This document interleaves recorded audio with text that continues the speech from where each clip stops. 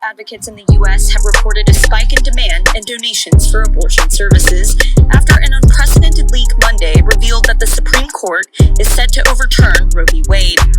The landmark 1973 decision legalized abortion nationwide and has been targeted by conservatives and Republican lawmakers ever since. The D.C. Abortion Fund provides grants to abortion clinics to help women seeking abortions defer their costs. Interim board president Benny Del Castillo says they have received more than $130,000 in donations since Monday, and their work will carry on even if Roe is overturned. It is my great honor to be speaking tonight at the nation's most distinguished super spreader event. No, for real, people, what are we doing here? Let's be honest, what are we doing? I did not learn anything from the gridiron dinner, nothing. Huh? Do you read any of your own newspapers? I mean, I expect this from Sean Hannity, but the rest of you, what are you doing here? Everyone had to prove they're fully vaccinated and boosted.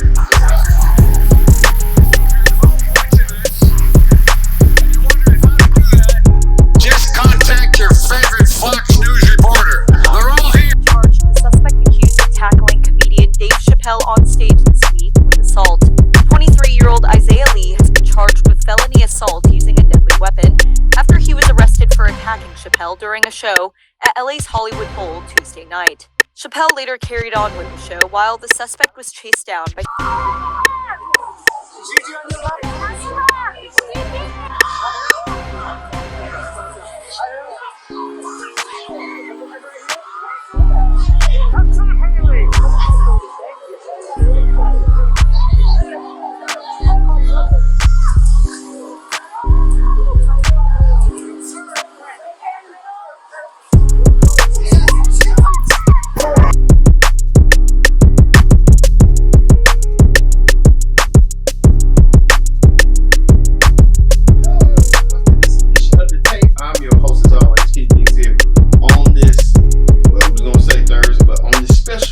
edition, May 6th, 2022. Thank you all for watching the tape here on Connect TV on YouTube. Thank you once again, the hub of pop culture.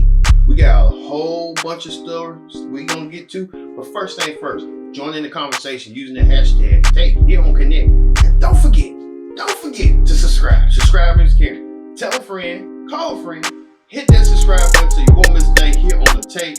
Yes, indeed, the tape is here, live in effect. Here, and let's get to the big story. The big story this week is celebrities are going nuts. But typically, we're going to talk about this celebrity big story that's been trending. Johnny Depp and Amber Heard. Yes, Johnny Depp and Amber Heard were a married couple, but now they are divorced. But Johnny Depp is suing his ex-wife Amber Heard for defamation, but claims Heard trying to say in an op-ed that Depp she didn't say his name by now, but she had got abused by him reportedly. Well, Johnny Depp and Amber Heard with this ongoing court case that's gone personal. Let's take it back. Let's check what Johnny Depp and Amber Heard had to say. Actress Amber Heard broke down in tears on the witness stand Thursday as she told a jury that ex-husband Johnny Depp sexually assaulted her with a liquor bottle and threatened to kill her about a month after their wedding. I couldn't get up. Testifying in a widely watched defamation trial, Heard said she visited Depp in Australia in early 2015 when he was filming the fifth Pirates of the Caribbean movie and shared with the jury disturbing details of their first evening together in what she said was an argument that turned violent. He shoves me up against the fridge. He has me by the throat. Depp was belligerent, according to Heard, and threw bottles that broke all around her. But at some point, he had a broken bottle up against my face, neck area by my jawline, and he told me he'd carve up my face. Then, according to Heard, Depp took one of the bottles and pushed it inside her. I felt this pressure. On my pubic bone. And I remember that it's just not wanting to move. Because I didn't know if it was broken. I didn't know if the bottle that he had inside me was broken. Do you recall what Mr. Depp was saying to you when he had the bottle and was pushing it against your pubic bone? He said that he would fucking kill me. I'll fucking kill you. In earlier testimony, Depp offered a different account of the incident in Australia. She threw the large bottle and it made contact. Saying Heard was the person who hurled objects during their argument, hitting him with a vodka bottle that severed the top of his right middle finger.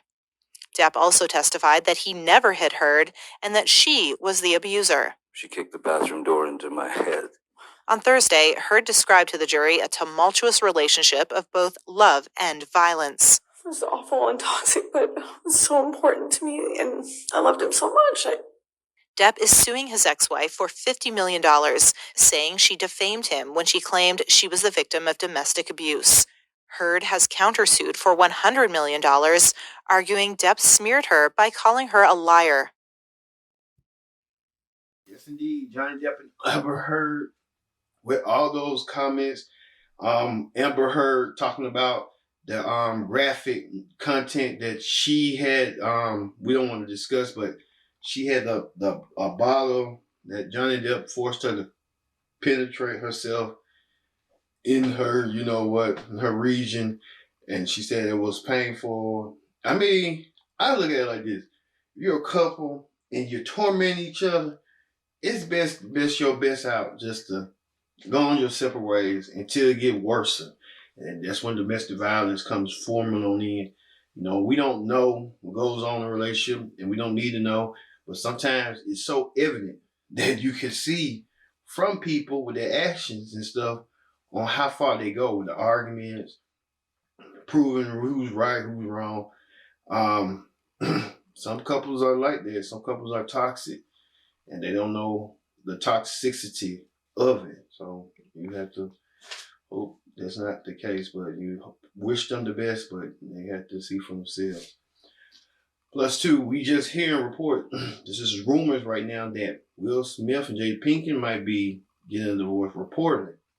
We don't know the updates right now. All we know is right now that's what's the rumor mill going on, and if we get the latest, check on our Connect TV YouTube page and on our social media channel for more information if anything comes regard to that matter.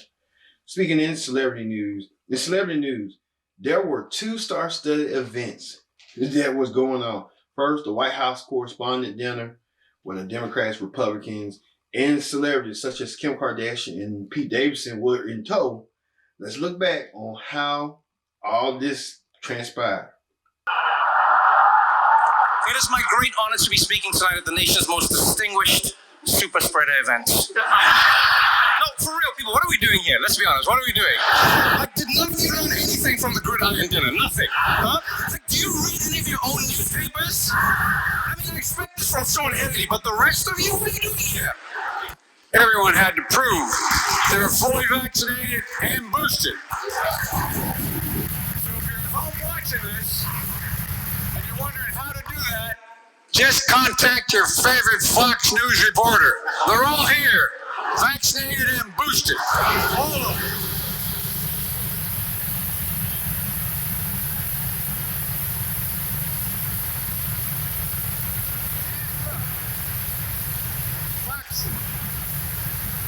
Fox News, I'm really sorry. Your preferred candidate lost the last election. To make it up to you, I'm happy to give my chief of staff to you all so we can tell Sean Hannity what to say every day. This is the first time the president attended this dinner in 6 years.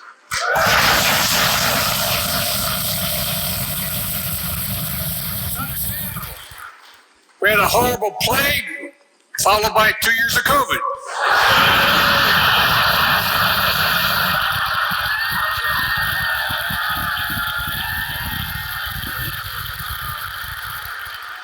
Just imagine if my predecessor came to this dinner this year. Now that would really have been a real coup if that occurred. And yes, I know a lot of you are worried, and yes, it is risky making jokes these days, you know? I mean, we all saw what happened at the Oscars. I've actually been a little bit worried about tonight. I won't lie, you know? I was like, what if I make like a really mean joke, you know, about like Kellyanne Conway, and then her husband rushes up on the stage and thanks me? Well, Republicans seem to support one fellow, some guy named Brandon. He's having a really good year, and I'm kind of happy for him. Yeah, because these people have been so hard on you, which I don't get. I really don't. You know, I think ever since you've come into office, things are really looking up. You know, gas is up, rent is up, food is up, everything. All this taking place with disinformation massively on the rise, where the truth is buried by lies and the lies live on as truth. What's clear, and I mean this from the bottom of my heart, that you, the free press, matter more than you ever did in the last century. The reason we're here is to honor and celebrate the Fourth Estate and what you stand for. What you stand for. An additional check and balance that holds power to account and gives voice to those who otherwise wouldn't have one. Every single one of you, whether you like it or not, is a bastion of democracy. And if you ever begin to doubt your responsibilities, if you ever begin to doubt how meaningful it is, look no further than what's happening in Ukraine. Look at what's happening there. Journalists are risking and even losing their lives to show the world what's really happening. You realize how amazing it is. Like, in America, you have the right to seek the truth and speak. Right there, the celebrities were out. Was out and about. Even Joe Biden made a joke. Even Trevor Noah made a joke about everything going up, like price going hot, you know, gas going up, housing going up, grocery stores going up with just prices. I mean, everything going up. I mean, what can you do about it? It's just, that's the nature of the beast. Everything ain't going down not too soon, surely, because it's going to get summertime. All right. Secondly, what's the fashion extravaganza, the Met Gala, featuring none less than the Kardashians again.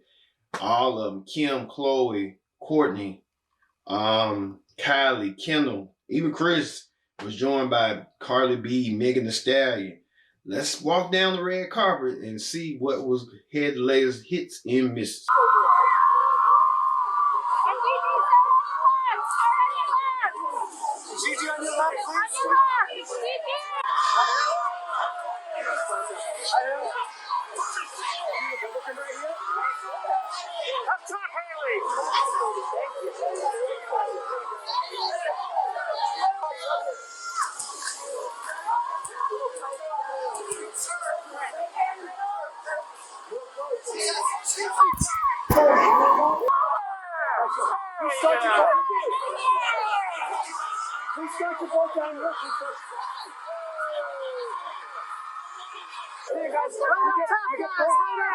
Down here, eyes right here.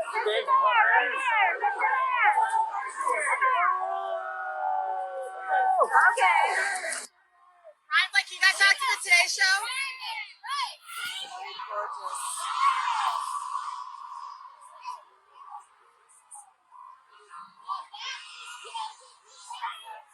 What's up? Right here. I'm looking right here. I'll get back to you, right? Up top. Get both of you this way, please. Just and right here, eyes right here.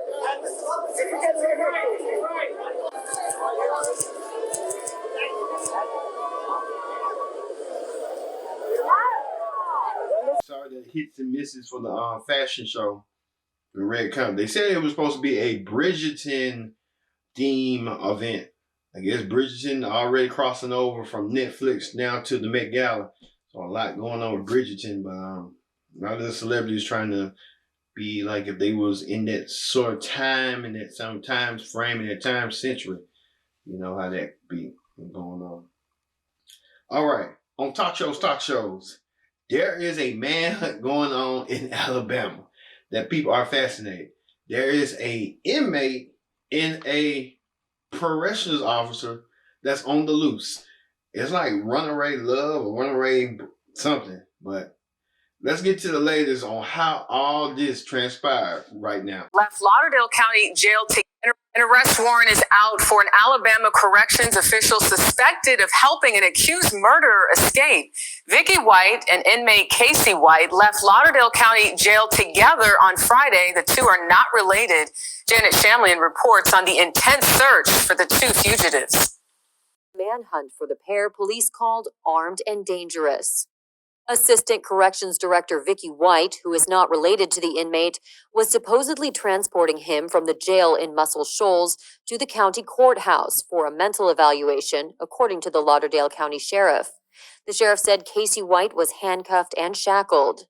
The footage, provided by Lauderdale County Sheriff's Office, captured the last time authorities saw the fugitives. Authorities realized the two had gone missing after the patrol car was found left in a shopping center parking lot. The sheriff said investigators have since received tips that the inmate and officer switched to another car. The sheriff had held out the possibility that Vicky White helped free the inmate under duress, but has since released a statement saying investigators had learned from inmates that both fugitives had a, quote, special relationship. The U.S. Marshals Service was treating the manhunt for the pair as one of its top investigations. Murderer belies an apparently lengthy relationship spanning years. He was here in 2020 for an arraignment and preliminary hearing, and when he finished that, he went back to state prison. We do know that they remained in touch while he was in state prison. So their relationship, in whatever parameters you would define it, is at least 2 years old. Yes. Maybe older. Could be older. The sheriff also says Vicky repeatedly drove more than 2 hours to this state prison outside Birmingham to see Casey, who he isn't sure how many times. The state telling us any logs or video of their visits aren't ready for release. It's the latest layer in a complex case. This could happen with the best of folks. I mean, Vicky White I would trust with my life. I mean, she's that kind of solid person. All attention now focused squarely on finding the unlikely pair on the run since last Friday. The U.S. Marshal Service posting these sketches to demonstrate the immense height differential between the 6'9" Casey White and the 5'5" Vicky White. This new surveillance video from a gas station apparently shows the pair driving on a local road in a patrol car before ditching it in a parking lot and hopping in a Ford Edge getaway car. So far, no one has reported seeing them. Are you surprised no one noticed the 6'9" man walking out of the car? I am surprised. And what about the cameras? He's a big guy. Authorities not only say Casey White could have changed his clothes and his appearance, which he's done before, but the duo may be heavily armed. She owned an AR-15, a shotgun, and another pistol. Typically, those would not be in her patrol car. They were her personal weapons, as was the duty weapon she carried. But I think the fact that she owns them, I think it's a fair assumption that they're with them. The U.S. Marshal Service says that they have zero credible information. All right, you saw highlights of the corrections officer and the inmate escaping. The inmate is 6'9", and he can't be be seen as that. And they said they're armed and dangerous. They said the woman even trying to change her look and be incognito. I mean, at first when I thought of it, the inmate's name is both of them, that last name is White. And I first got to read, and I was like, is they both married? And they couldn't get to the point of them being them not being related.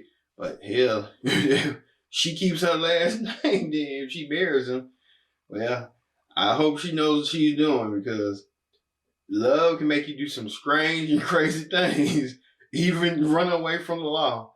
And I hope, they get caught and justice be served to her. And she just lost everything. They said she sold everything, so she kind of had this already planned out in advance. And just nobody didn't see it coming. But when the law gets her, they're gonna throw her the whole book like they do us. They're gonna throw the whole book, every count she gonna take. I hope they do get caught, so we talk about on viral this summer. I just hope they get caught, and we talk about it within this month or within next month. I just hope. All right, thank you. Well, we ain't gonna be saying thank you yet, But when we come back, we're going to have more tape, more highlights, more on the political rundown, and much more of our video of the week. Don't go anywhere. This is the tape here on Connect TV on YouTube. Stick around. Welcome back to the tape. I'm your host, as always, Ken Dixie. Glad you can join us here on this Friday, May 6th, 2022. Thank you all for watching the Take the Hub of Pop Culture. Well, a quick program note, next week will be our season finale. Yes, our season finale here on the tape. So we're trying to wrap up as much as possible. So we get ready to prep for season 6 coming in September. So we thank you for watching that for season 6. And we thank you for watching all the seasons. If you're going back watching season 1 through 5, thank you. Thank you again. So, like I said, join in the conversation using the hashtag Take here on Connect. And don't forget to subscribe. Subscribe is caring. Tell a friend, call a friend, hit that subscribe button so you won't miss a thing here on the tape. All right, let's get to the political rundown. Political rundown this week. There may have been some leaked documents going on. The U.S. Supreme Court, a whistleblower or some leaked documents that the Supreme Court was going to think about overturning Roe versus Wade. Now, many of you may not recall what Roe versus Wade is. The historic 1973 landmark case where it's a woman's right to get an abortion.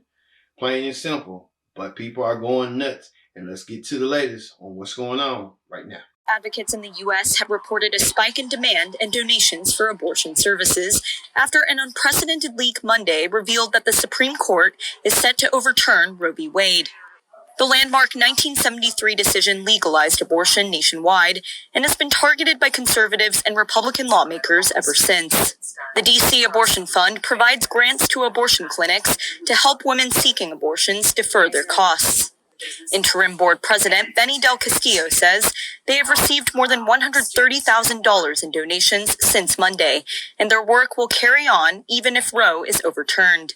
Roe, much like the quote says, is the floor. It brought legality into the mix, but it didn't guarantee access. So when people ask us, and they've all asked us, how does this change your work? It doesn't. Like, we're still here. We're still paying for people's abortions. We will still pay for people's abortions. Like, after the draft, whether that's formalized, like, that doesn't really change. Forward Midwifery has seen a similar uptick in interest. The telehealth practice in Washington, D.C. works with abortion pill provider Aid Access. CEO Christy Pitney says they've seen a huge surge in web traffic and prescription requests for abortion pills since Monday's leak. We saw about a 5-fold, if not more, increase in patients since the decision was leaked, drafted decision. So I used to see an average of about 18 patients per week, and now our numbers have increased to at least 14 per day, and I've added on Saturday as well. An increasing number of states across the country have severely restricted abortion access, and many are expected to ban the procedure outright if Roe is overturned, leaving abortion rights up to the states to decide. Abortion pills are often seen as a way to get around those bans by sending medication directly to patients instead of requiring a visit to the clinic, and they've now become the most common abortion method in the U.S. Aid Access currently works with U.S. prescribers like Forward Midwifery across 20 states, which allow abortion pills to be distributed. In other states which restrict abortion access, Aid Access has worked with foreign doctors and pharmacies, an illegal practice which state authorities have acknowledged they can't effectively police. The U.S. Food and Drug Administration issued the group a warning in 2019, ordering them to cease the mailing of pills from abroad.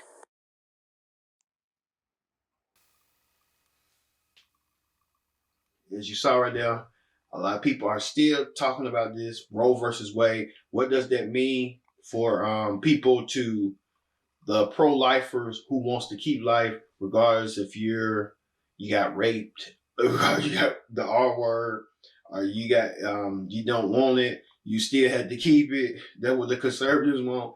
But the liberal folks saying pro-choice, still you want to, if you did get, the R word, you can terminate your baby. Or if you don't want it, you just don't want it. So it's going to be a battle, a war raging ongoing for years to come. And for decades, even centuries to come, if you ask me. All right. So in other news, We talk about this. Kavrine Jean-Pierre was named White House correspondent. She will become the first Black and LGBT plus White House press secretary in history. Let's get highlights on this historic remarks from her. I'm gonna cry. Okay. Whew. I want to talk about my friend Karine. You gotta come up here. So, I just want to take the opportunity to celebrate and congratulate my friend, my colleague, my partner in truth, Karine Jean-Pierre, the next White House press secretary. Now, many people in this room have known her for some time, but for anyone who does not know her, I want to provide a little bit of a primer for you, so settle in. First, as you all know, she will be the first Black woman, the first out LGBTQ plus person to serve in this role, which is amazing because representation matters. And she is going to, she will give a voice to so many and allow and show so many what is truly possible when you work hard and dream big, and that matters. And we should not, we should celebrate that. Congratulations, and I can't wait to see you bring your own style and brilliance to this job. Love you, Jen. Love you. Love you. Wow, I'm still processing it because, as Jen said at the top, this is a historic moment and it's not lost on me. I understand how important it is for so many people out there, so many different communities that I stand on their shoulders, and I have been throughout my career. And I just appreciate this time and this moment. And I hope that I make people proud. All right, historic remarks from Jen Psaki as well. As you heard, Jen Psaki is leaving her post. And they've been talking about rumors and reports that she might head to MSNBC to get her own show. What a way. What a way. All right. And then their boss, Joe Biden, was at the White House correspondent dinner. And he made some quick jabs at former President Trump with this. U.S. President Joe Biden offered up humor and praise on stage as the White House resumed its annual Correspondents Association dinner on Saturday night. Biden's presidential speech marks the return of a Washington tradition after the press dinner had been canceled for 2 years because of the global health crisis and boycotted by Donald Trump during his presidency. With journalists, media executives, and celebrities in attendance, Biden opened his speech with several jokes. I'm really excited to be here tonight with the only group of Americans with a lower approval rating than I have. But his remarks took a more serious turn as he thanked the journalists for their coverage of Ukraine and made a plea for national unity. We've all seen the courage of the Ukrainian people because of the courage of American reporters in this room and your colleagues across the world who are on the ground taking their lives in their own hands. What's clear, and I mean this from the bottom of my heart, that you, the free press, matter more than you ever did in the last century. A recent rise in COVID-19 cases in Washington brought an undercurrent of caution to this year's event. Organizers required every attendee to be tested for the virus. Biden poked fun at Fox News reporters present at the event, many of whom have voiced their skepticism of vaccines on air. Everyone had to prove they were fully vaccinated and boosted. So if you're at home watching this and you're wondering how to do that, just contact your favorite Fox News reporter. They're all here, vaccinated and boosted, all of them. Biden took extra precautions at the event by skipping the dinner portion, attending only the speaker's program. Joe Biden takes some quick jabs at Trump, and Trump did him. But Trump, like I said, Joe Biden said no president had been in the White House correspondent dinner in nearly 6 years. Well, you got to say, whether it was Obama was there, Obama was somewhat there, but now things changed. So you know how that be. Don't be surprised if Trump find a way to dictate and stuff. You already back in Kansas, even J.D. Vance from the Hillbilly Elegy, he won his Senate race, and I guess J.D. Vance could be running as a senator going forward sooner than you think. Also, too, on news this week, we just found out that controversial YouTube blogger Kevin Samuels has passed away. We'll get to the latest this week on Viral. So watch Viral sometimes this week to get the latest on Kevin Samuels. And we'll have the Viral title, Kevin Samuels, YouTube's most controversial figure. We'll look for that sometime this weekend. And finally, the viral video of the week. Dave Chappelle was tackled on stage. Now, this come out the heels of the Will Smith and Chris Rock situation. Well, let's look back on what's going on with Dave Chappelle and the person that attacked him. Take a look. Charged the suspect accused of tackling comedian Dave Chappelle on stage this week with assault. 23-year-old Isaiah Lee has been charged with felony assault using a deadly weapon after he was arrested for attacking Chappelle during a show at LA's Hollywood Bowl Tuesday night. Chappelle later carried on with the show while the suspect was chased down by security personnel. Photos of the suspect seated on an ambulance gurney afterwards showed his bruised face and right arm seemingly dislocated or broken. An LAPD spokesperson later said the suspect had a replica handgun containing a knife blade in his possession when he attacked Chappelle. There was no word from authorities around the suspect's motivations. The Los Angeles Times reported that the attack took place shortly after Chappelle talked on stage about comedians worrying for their safety. It comes on the heels of the Oscars night altercation between actor Will Smith and comedian Chris Rock, who later joined Chappelle on stage joking about the incident. It also comes after Chappelle faced backlash last year for his Netflix comedy special, The Closer, which some criticized for ridiculing transgender people, while the comedian's supporters said it was a cry against cancel culture. Chappelle alluded to the controversy on stage shortly after Tuesday's attack, joking that, quote, it was a trans man, drawing laughter from the crowd. Dave Chappelle could have got an inch of his life. They said the attacker had a knife and he was planning on trying to stab Dave Chappelle. Thank God Dave Chappelle got out of harm's way. It could have got worse. I don't know what's going on with these folks that's attacking people from nowhere. It's crazy. They said the dude got his arm bent like a pretzel. So I guess you got to get what you got to get, sir. The way to learn and learn your lesson. You know how that be. All right. Thank you for watching this edition of The Take. Don't forget next week our season finale of season 5 concludes, and we'll tell you season 6 information coming up in September. So for me being Kitty Dick saying so long, and we love pop culture. See you later.